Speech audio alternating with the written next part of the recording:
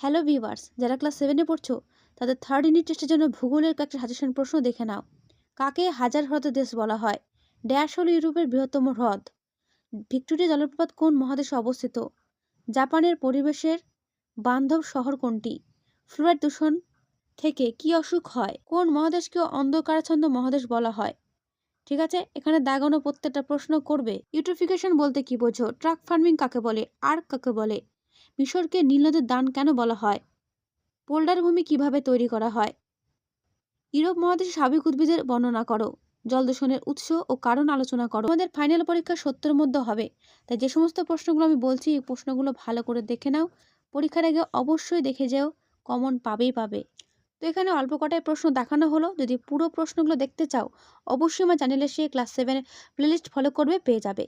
তো সেখানে এসে ভালো করে পুরো ভিডিওটা এবং ফুল সাজেশনটা দেখে নিও। আর অবশ্যই ভালো লাগলে